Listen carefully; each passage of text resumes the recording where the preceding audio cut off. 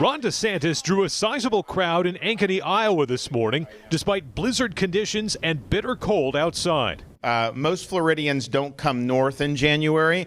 Sub-zero temperatures are expected for caucus night on Monday, but some Iowans tell us they don't expect the cold to have a major impact. Iowans by nature are a hardy bunch, and the fact is that we've been through this before. In a one-on-one interview, Governor DeSantis told us he's confident in the organization he's built here in Iowa, citing the turnout at his Ankeny event as a positive indicator. I mean, I was shocked how many people came here given the weather, and we're going to keep doing events. We don't want to put anybody in jeopardy, so if it's not safe, we won't do it, but if it's safe and people want to go and do. So obviously there's going to be undecided voters, but it's like you have a core group of people, you got to get them out. The Florida governor already has an eye on New Hampshire. He's knocking Nikki Haley for not yet accepting the invitation to the upcoming WMUR ABC debate.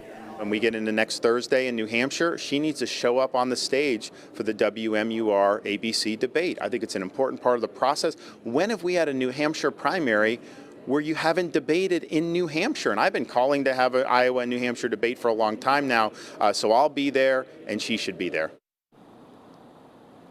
Coming up at 6, Nikki Haley will respond to that criticism, and she'll explain what the change that she would like to see before she commits to that debate. Reporting live in Des Moines, Iowa, Adam Sexton, WMUR News 9.